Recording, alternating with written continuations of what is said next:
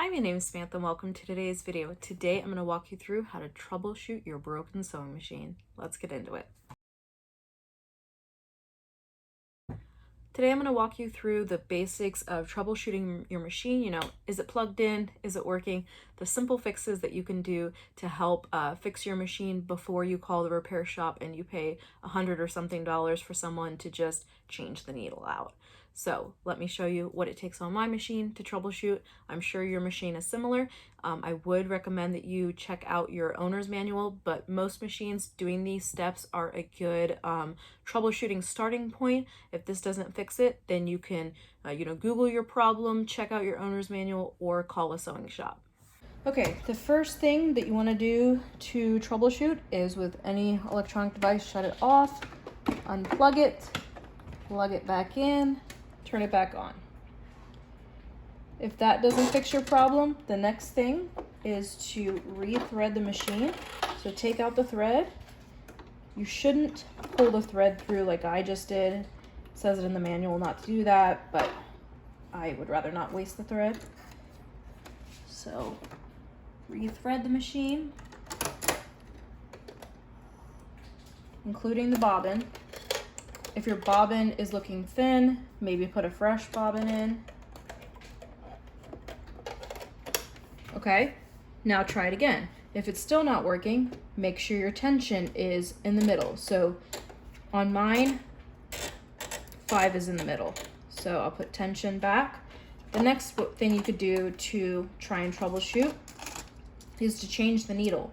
So on my machine, I just have a little bolt right here that this is how you pull out the needle.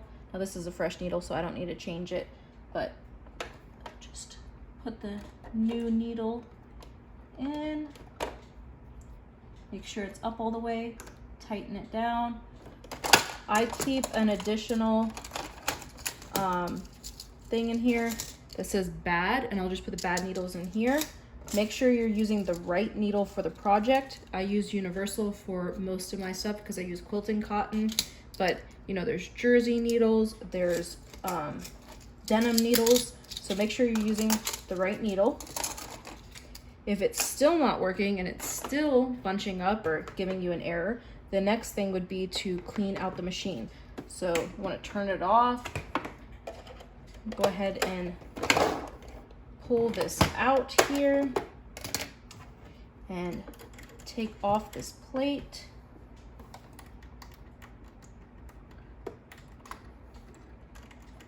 Helps if you remove the presser foot so you have a little extra space to work around.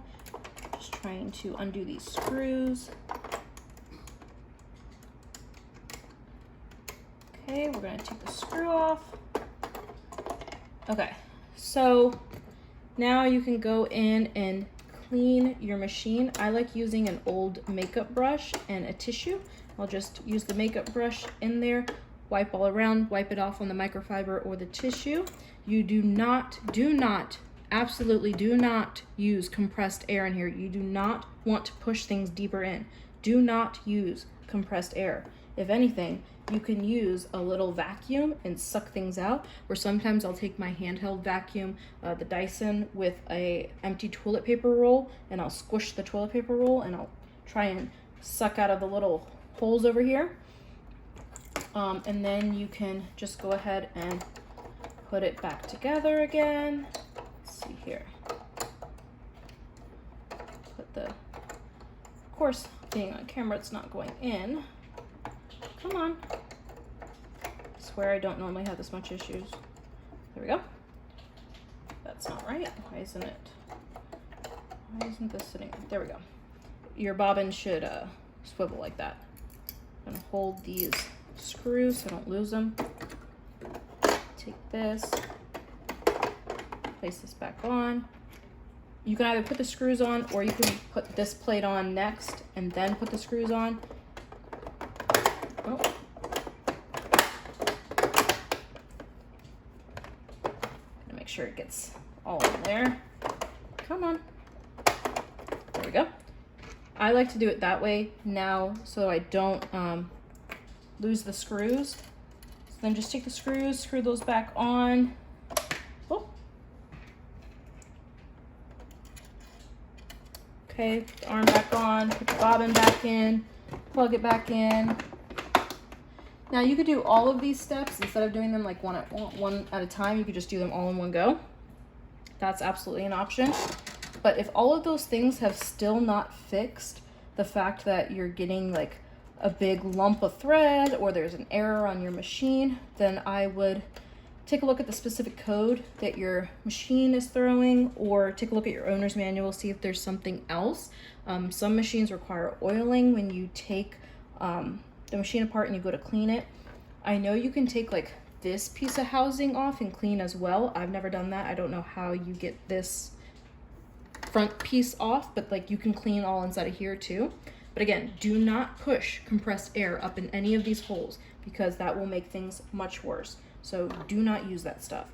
But that should fix all of the general issues. If you have any other tips, tricks, or suggestions or comments, put it in the comments section down below. Please don't forget to like and subscribe, and have a wonderful day.